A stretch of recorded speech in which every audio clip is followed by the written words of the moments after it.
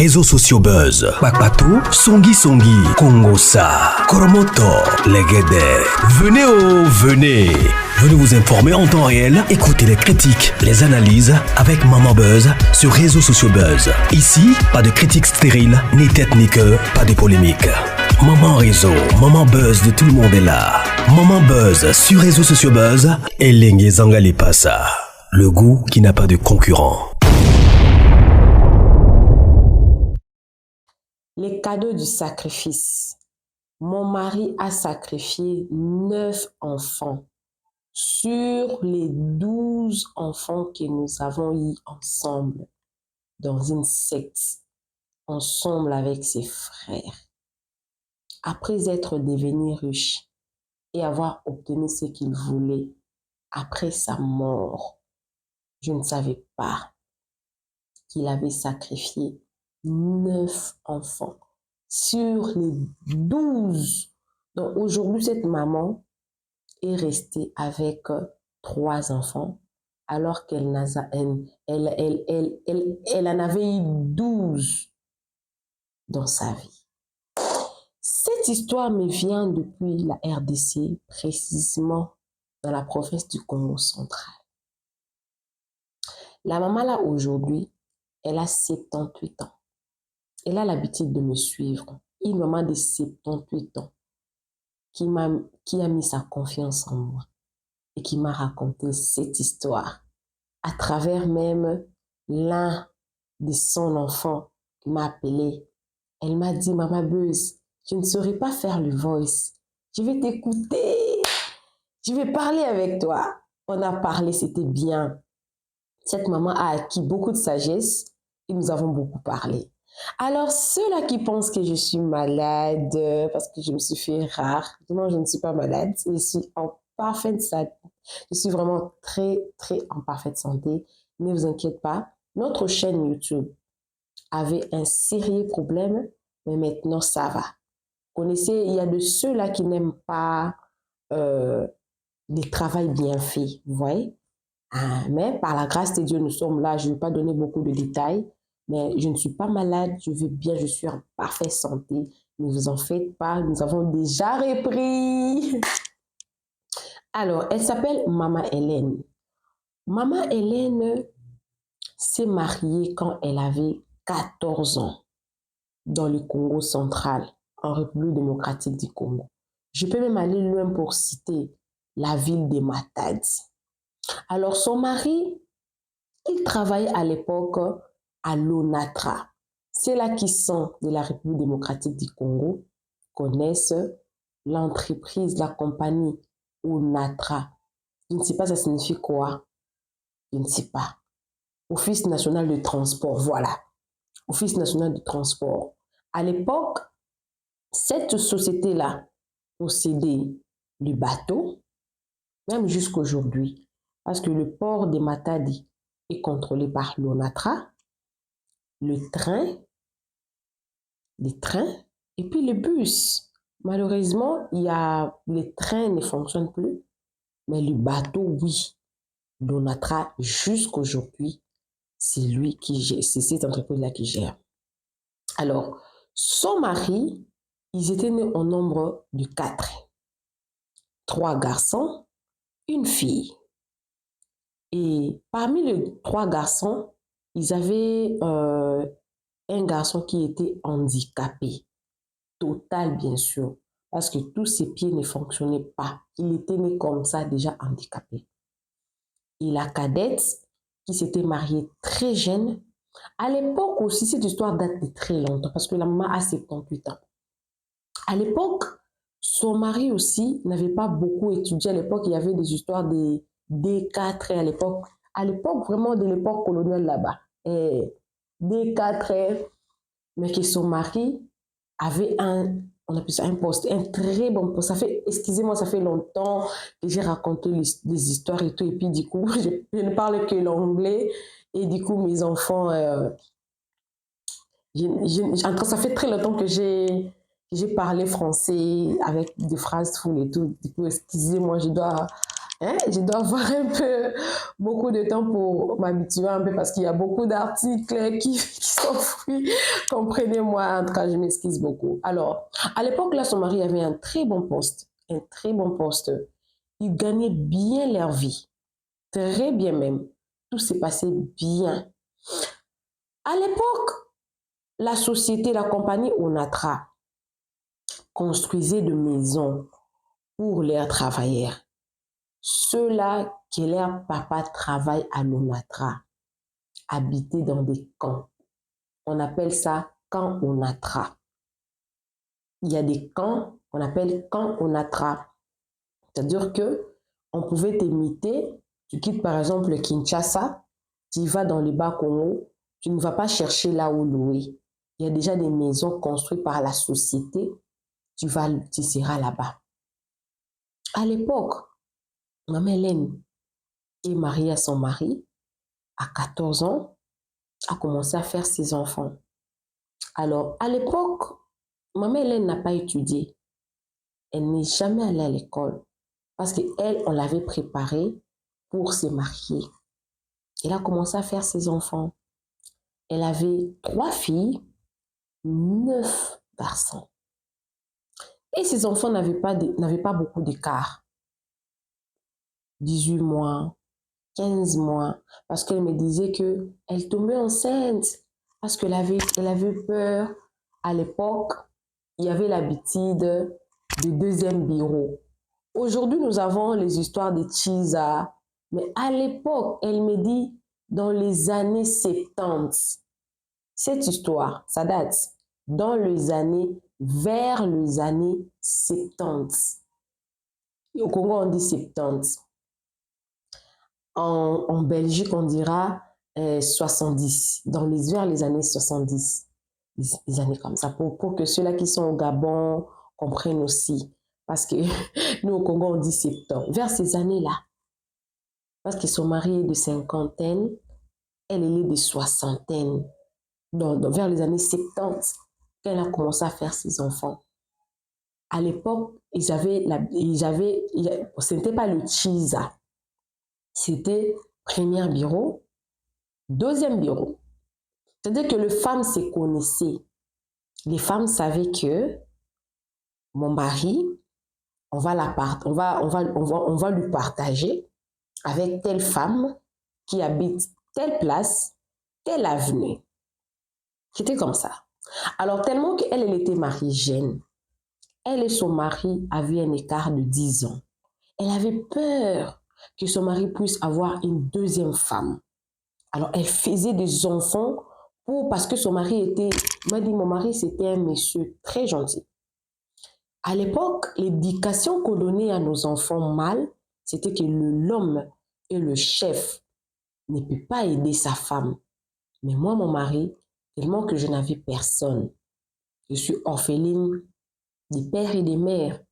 Voilà pourquoi la raison, je m'étais mariée avant. C'était mon oncle qui m'a donné à cet homme-là à l'âge de 14 ans. Et je ne te dis pas. J'avais peur de partager mon mari. Mais mon mari était un homme bien, généreux, très gentil. À l'époque, c'était une abomination. Là, j'explique tellement. Elle m'a donné vraiment des détails. À l'époque, c'était une abomination qu'un homme puisse aider sa femme dans les travaux ménagers. Mais son mari les faisait. Et ça lui donnait envie de faire beaucoup d'enfants. Et ses enfants étudiaient dans des écoles abonnées par la société. La vie qu'il menait, c'était bien. Il n'avait pas une mauvaise vie. Il ne manquait pas l'argent. Et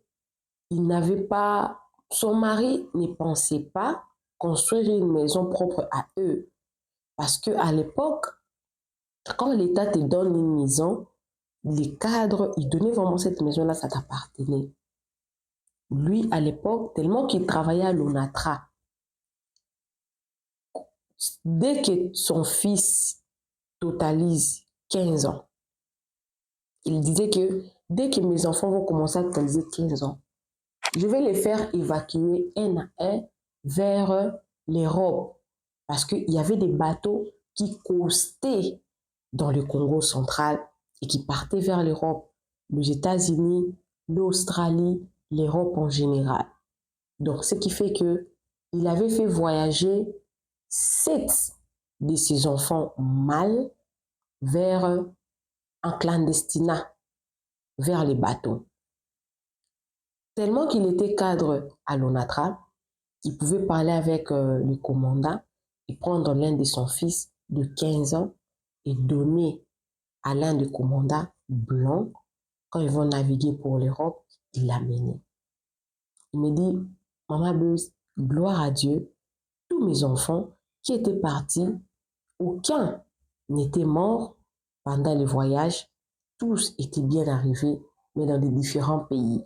Parce qu'à l'époque, quand mon mari envoyait mes enfants en Europe, il ne savait pas si les bateaux partaient vers l'Australie, vers l'Europe ou vers les États-Unis. Ce qui fait que sur les 7 enfants, il y a 2 qui sont en Australie, il y a 3 qui sont aux États-Unis et il y a également 2 qui sont en Europe. Et ça, comment dire, ça faisait au moins 10 ans qu'il n'a pas revu un seul appel de ces enfants-là. Et par la grâce de Dieu, ces enfants-là n'ont jamais, aucun d'eux n'était décédé pendant qu'ils partaient, pendant qu'ils étaient arrivés. Ils ont commencé également à appeler, ils ont reçu, avoir le contact avec le lettre pour retrouver elle qui était leur maman. Et les 5 restants, c'était resté et tellement qu'il y avait les époques, il y a eu une époque où le travail de leur papa, bien qu'il était cadre dans la société, l'argent qu'il gagnait n'avait plus la même valeur parce qu'il y avait l'État colonial, Zaïre, l'État indépendant, Zaïre, la monnaie dégradée. Et puis, je disais que son mari était né au nombre de 4, une seule fille. À l'époque, on ne considérait pas les filles que des garçons. Alors, le petit frère de son mari, c'est lui qui était handicapé. Il a proposé à son mari. Moi, il était tailleur. Et l'autre était agriculteur. Le seul qui avait étudié, c'était son mari qui était handicapé. Son frère qui était handicapé, il n'y avait pas moyen de l'envoyer à l'école parce qu'il n'avait pas de pieds. Des boités là, pas des boités, handicapés. Vous connaissez ceux-là qui, à l'époque, il y avait un problème de vaccins. Il y avait des enfants qui ne marchaient pas, ils devaient rester toute la vie dans la siège roulante. C'était genre d'enfant. Mais lui, il était tailleur. Et l'autre, qu'il était agriculteur. Et quand le frère, le travail a commencé un peu à compliquer, son frère qui était handicapé a dit au mari de maman Hélène, écoute, ton travail commence déjà à beaucoup déranger. Rassemblons notre argent. Partons au Mayombe. Il y a un blanc là-bas qu'on appelle, il a donné le nom de ces messieurs-là. Il fit un blanc. Ils ont donné le nom de ces blancs-là. Partons là-bas parce que lui, il donne le travail. Il donne le travail et c'est un bon travail. Comme ça, nous allons donner quelques sacrifices. On ne lui avait pas dit beaucoup de sacrifices. Quelques sacrifices. Comme ça, on pourra avoir beaucoup d'argent. Après quelques années, on ne te voit plus dans ce genre de travail. Bon, les frères les a demandé, quel sacrifice? Non, des petits trucs, on peut donner une vache, on peut donner un poulet, on appelle ça quoi? Un poulet, rien de grave. Des petits sacrifices. Et on aura l'argent. Et quand on aura cet argent-là, on va construire un hôtel. Et cet hôtel-là aura 3 niveaux. Le premier niveau, c'est pour toi.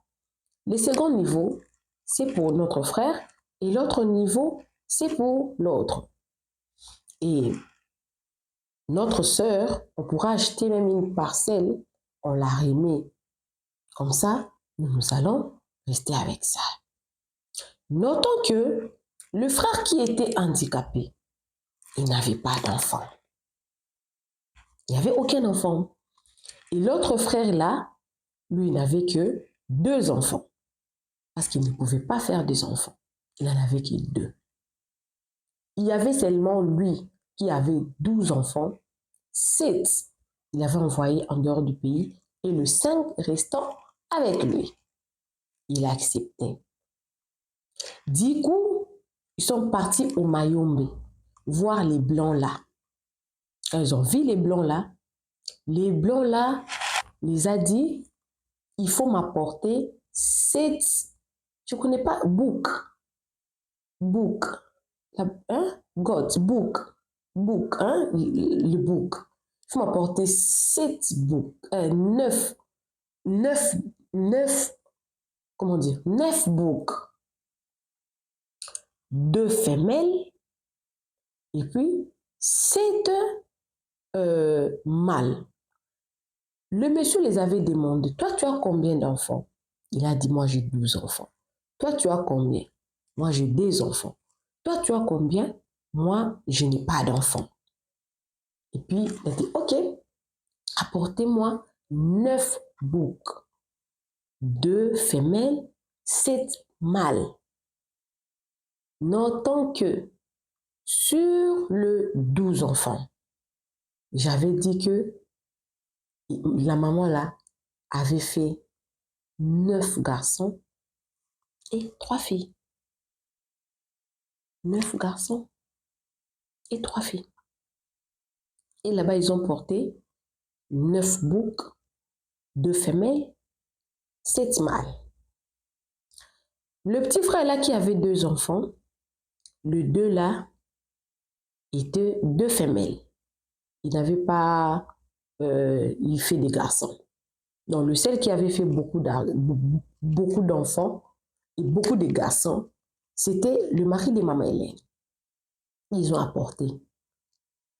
Le monsieur là les a dit, pourquoi je vous ai demandé d'apporter beaucoup d'animaux comme ça? C'est parce que vous êtes 3 et aussi tous ces boucs ici représentent la multiplication. Et on lui a demandé, alors pour le sacrifice, il a dit non, vous n'avez pas à sacrifier, vous avez donné beaucoup plus. Et puis c'est tout. Quand ils sont rentrés ici, ils n'avaient pas perçu l'argent directement. Ils avaient celui qui était celui qui était tailleur. Il avait de plus en plus de clients, beaucoup plus qu'il ne les pensait. Au travail là-bas, il avait obtenu une nouvelle promotion. Leur frère qui était agriculteur, ça marchait et puis ils vendaient. Ils ont réussi à acheter un terrain, un grand terrain, et ont construit l'hôtel de 3 niveaux. Et il y avait aussi un espace qui était resté. Ils ont construit pour leur petite sœur sa maison. Et le mari de Maman Hélène, lui, comme il avait étudié, ses frères avaient bien précisé, l'hôtel aura 3 niveaux, le premier, le second, le 3. Lui, quand il est parti faire le document, au lieu de préciser que le premier niveau appartient à mon frère et l'autre niveau appartient à l'autre frère et l'autre à moi, il a mis le nom de cet hôtel en son propre nom. Et cet hôtel-là l'appartenait. La clause que le mari de maman Hélène avait fait avec ses frères, maman Hélène ne connaissait rien. Il n'y avait que ces 5 enfants qui étaient restés ici, 3 filles et 2 garçons. Les autres étaient partis en Europe. Au fil des années, c'était vraiment un hôtel très reçu. Weranson, vous connaissez Weranson? Jibem Piana. C'était parmi les hôtels de luxe à Matadi, dans le Congo central. Weranson, Jibem Piana, resté dans cet hôtel-là quand il partait pour Matadi. À l'époque, comme maman Hélène me précisa l'histoire. C'est fait que, au fil des années, aucun enfant était décédé. Aucun enfant était décédé. Il régnait, tout allait bien. Ce mari a eu sa retraite. Il est parti en retraite. Une année après sa retraite, son mari est décédé. Quand son mari est décédé, ils ont enterré le frère qui était handicapé est parti chez sa femme. Maman Hélène est venue. Non, tu sais, avec ton mari, on s'était convenu qu'on va construire cet hôtel. L'hôtel ici, vous avez vu l'hôtel à 3 niveaux. Ce n'est pas pour rien que l'hôtel a 3 niveaux. C'est parce que le premier niveau appartenait à ton mari, le second à moi, et le troisième niveau pour notre frère. Alors, comme il n'est plus, quand lui-même il était là, quand il percevait l'argent, nous on recevait l'argent et on vivait bien. Maintenant, comme il n'est plus là, la gérance de l'hôtel devrait revenir à moi ou à mon autre frère et on va continuer à marcher comme ça. Maman Hélène, tellement qu'elle était déjà en contact avec les autres enfants, elle a appelé ces autres enfants qui étaient en Europe. Il lui posa la question, regardez, votre papa n'est plus. Il a laissé l'hôtel, mais on sait que l'hôtel nous appartient. Notons que ces enfants avaient déjà eu des papiers et qu'ils venaient au Congo et ils rentraient. Son fils aîné était en Australie. Il a appelé son fils aîné. Regarde. Son fils aîné a dit, c'est notre héritage. C'est notre héritage. Les oncles ne peuvent pas prendre notre héritage. Maman, on ne donne rien. Le frère qui était handicapé a dit à sa maman, tu ne sais pas ce que nous avons fait pour avoir ça. Tu ne sais pas. Mieux, c'est de nous donner. Tellement que le jour où nous avons eu à faire des clauses avec d'autres frères, toi, tu n'étais pas là. Tu feras mieux de nous donner comme on s'était convenu. La maman a appelé son fils aîné. Son fils aîné a dit non, tu ne peux pas donner. Et son frère a dit, il n'y a pas de problème. Il est rentré, son fils aîné, le petit frère du mari de maman Hélène, et l'autre cadet là, sont rentrés voir le monsieur là dans les maillots. Il lui posa les problèmes. Nous étions venus ici, ça fait telle année. Parce que ça faisait déjà presque, il y a depuis des dizaines d'années. Hein? Regarde, notre frère n'est plus. Sa femme a refusé de donner notre part. Alors que quand notre frère était là, nous aussi nous bénéficions du fruit de cet hôtel. Maintenant là que notre frère n'est plus là, sa femme refuse. Ils lui ont posé la question, alors pour le sacrifice que nous avons donné, il a dit, d'ailleurs c'est le moment où je dois commencer à prendre mes sacrifices. Parce que votre frère a déjà joui et il est parti. C'est en ce moment-là que moi, j'ai pu prendre ce qui me revient. En ces moments-là, que ses frères ont compris que les boucs qu'ils avaient donnés là, c'était 2 humains. Tellement que l'autre cadet était, lui, il n'avait pas, celui-là qui était handicapé n'avait pas d'enfant. Et les cadets n'avaient que 2 enfants. Qu'est-ce qu'ils ont fait? Quand ils sont rentrés à Matadi, ils n'ont plus parlé de l'histoire de l'hôtel. Ils ont laissé l'histoire, ils ont compris d'où viendra le sacrifice. Voilà pourquoi le monsieur les avait demandé 9 boucs. Et après une année qu'ils soient rentrés voir le monsieur là au Mayombe, le fils aîné qui était en Australie est décédé. La nouvelle est venue, ils ont fait le deuil, ils ont enterré. 3 mois après, son second fils qui était aux États-Unis est décédé.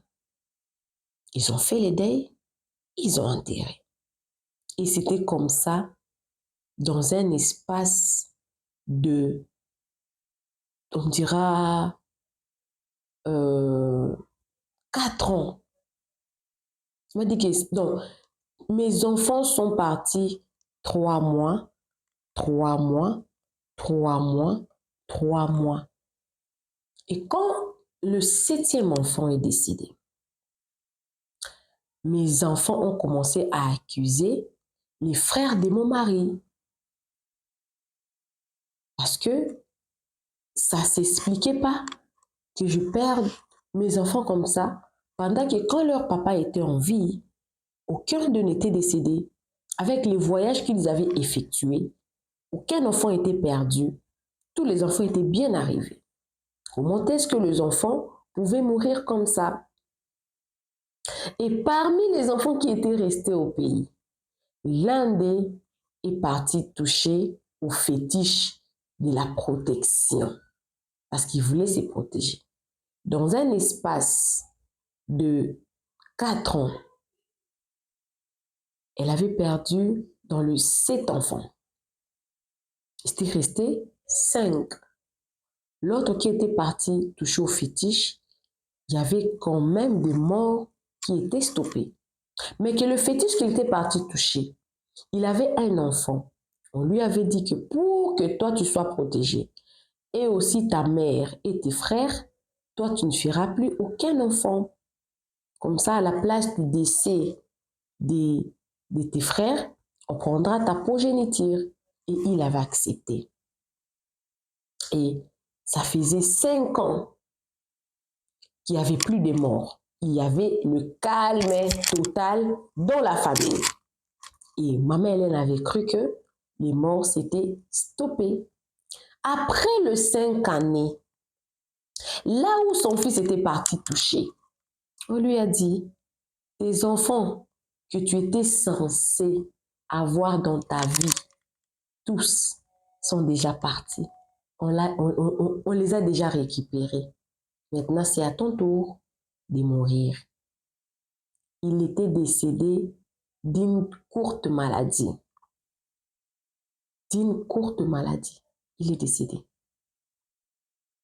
Et 3 mois après,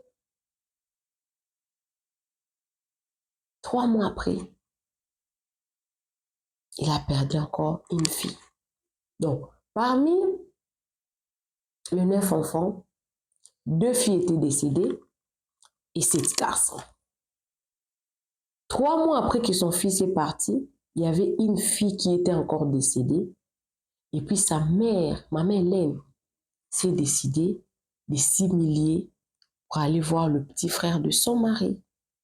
Essayer de voir ça dans une autre manière. Il est parti en s'humiliant. Il a acheté ce qu'il avait acheté dans la coutume. Il est parti voir son beau-frère. Regarde, j'avais 12 enfants. Il ne m'en reste que 3. Toi, tu n'en as eu que 2. Mais tes 2 enfants sont en vie. Moi, j'en ai perdu 9. Si c'est pour l'hôtel, prenez l'hôtel. Mais je ne veux plus perdre un autre enfant parce que qui va m'enterrer? Qui va m'enterrer? C'est en ce moment-là que le petit frère là qui était handicapé et l'autre frère se sont ouverts pour lui dire qu'est-ce qu'ils avaient fait pour avoir l'argent là pour construire. Tellement que leur frère était décédé et que la famille les avait compliqués. Quand ils sont rentrés là-bas, comme je venais d'expliquer, on les a dit que c'est maintenant que le sacrifice va commencer. Alors, nous nous sommes éclatés pour ne plus manger les ifris de cet hôtel-là. Parce que notre frère n'était plus là. Nous avons compris, peut-être après notre décès, on va commencer à perdre les enfants. Moi, je n'ai que 2. Mon frère n'a pas un enfant. Voilà pourquoi on avait tout laissé. Mais on ne sait pas aussi comment arrêter ça. On ne sait pas s'il va encore prendre plus ou comment. Parce que vous continuez à manger l'argent de cet hôtel. Quand maman Hélène a compris qu'est-ce qui s'était réellement passé, à l'époque également, il n'y avait pas aussi la vie de prière comme il y a ici. Je reviens, elle me dit, elle a compris ça. Elle a compris cette histoire-là en 2005.